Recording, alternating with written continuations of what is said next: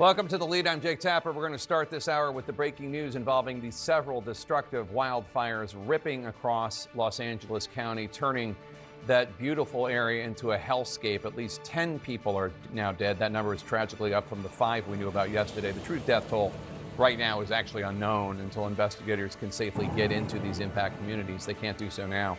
The scale of the damage is frankly insane. More than 36,000 acres have burned. For scale, that's about the same size of the city of Miami. It's about 2.5 times larger than the island of Manhattan. It's larger than both Boston and San Francisco. Right now, the Palisades and Eaton fires, the 2 largest out of 6 active fires, are less than 10% officially contained. Now, that's not because fire crews aren't working tirelessly to get every fire and any flare-ups under control before Monday's expected windstorm. They are. Still, the fires rage. CNN's Anderson Cooper is in Topanga near the Palisades fire. Anderson, what are the current conditions like, and how are fire crews handling any new flare-ups? Jake, I'm on Medley Lane in a community called Fernwood, which is part of in Topanga Canyon. There has been a battle raging here for the last hour and a half. We have seen more air assets deployed in this one spot in that last hour than I've seen in any other spot in the last several days. It's been extraordinary to witness. Right now, you see this fire truck here. They're trying to save this community of Fernwood. There's a number of structures here, a number of houses here, all of which have survived thus far. So they are now, this fire truck is just pouring water, laying down to this curtain of water, just trying to soak up, keep this whole area wet. We've had more than a dozen helicopters, fixed-wing aircraft flying very low over us.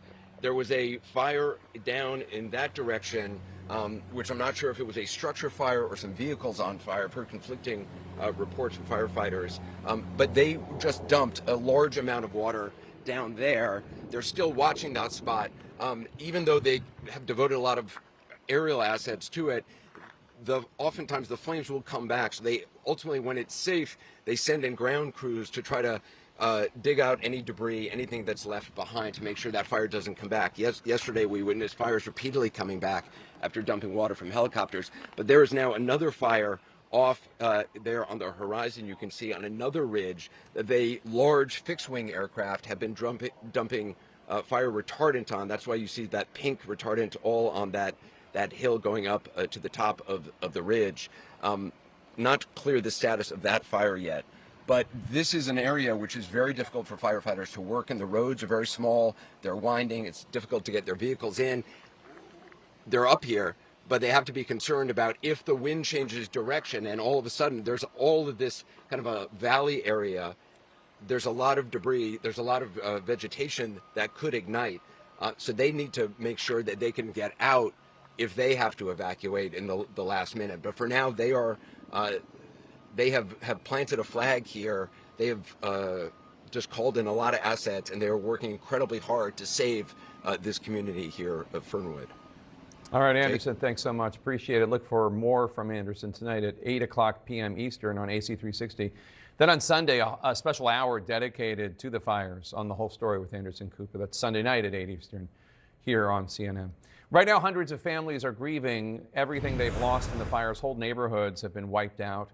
Entire homes, spaces holding years of countless memories, irreplaceable mementos, photographs, replaced with ash, hazardous debris, and emotional scars that will last a lifetime. CNN's Kyung spoke with an extended family who lost 3 homes in Altadena, and they're now all living together as they navigate this new refugee reality. I feel helpless, and I feel like I need the help, and I don't know where to go. Robert Lara believed it was a blessing to have his entire family all in Altadena, California. In the Eaton fire, it became a curse. My uncle was on this street. His house is gone. My mom's house is gone. I'm gone. We have nowhere. Lara recorded as fire engulfed his street. His home and his uncle's home on the same street burned. His mother had already seen her home a few blocks away go. I had my last little dinner here. There was no power, and I still said, I'm just holding the fort. I'll be the last one to leave. My house is not burning. and it's gone. It's gone. This was all I really wanted to get to, and all I found was nothing. What is that? This was a passport. So now I don't even have a passport. This was a passport book, and it's gone. Yesterday, I had it all. I had a roof, I had a lawn for my dogs, and now I'm in a little confined square, not knowing where I'm gonna go next. Domatia Hinojosa is Lara's mother, a diabetic who cares for her disabled son. This morning when I wake up, I say, oh, I need to go back to my house. What happened with my home? I want to go back, but I can't. But I can't go back. I can't. I lost everything. Mom, come inside. This is what aftermath looks like. Donated clothes and living in a relative's Airbnb. This is chaos. Dealing with the maze of home insurance. This is definitely gonna take a lot longer than 12 months. And money. A lot of people outside of California think it was celebrities who lost homes, rich people. Is that true? This is your everyday, hardworking, I work in construction, gardening, housekeeping, your everyday essential workers with nothing. We still have to cover our mortgage. I called my lender, and I still have to continue paying. This family of faith is left grasping for meaning. I hear the voice that God told me, I give it to you everything. And I lost in 1 second. You need to follow me only. Follow me. I believe in God. And I think one day I'm going to have a house and I'm going to have everything. They only hope God is listening now.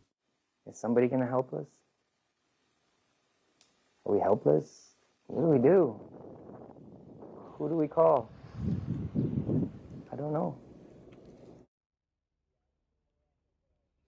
So while we were with that family, again, 3 houses lost, they heard from FEMA. All 3 of them have applied for help, and they all got the same notification that their housing assistance had not been approved and their personal property assistance had not been approved. And they have heard what FEMA is saying about reapplying, but what they want to say to FEMA is, why don't you come out here, take a look. This is one of the homes, one of the 3 homes that was lost.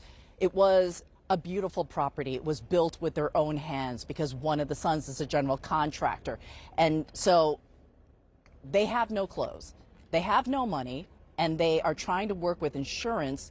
And so trying to apply for FEMA, Jake, amid all of this trauma is extremely frustrating. So trying to deal with bureaucracy in general is frustrating to all of us. Now put this type of trauma on top of that. So that is what they are looking at, Jake.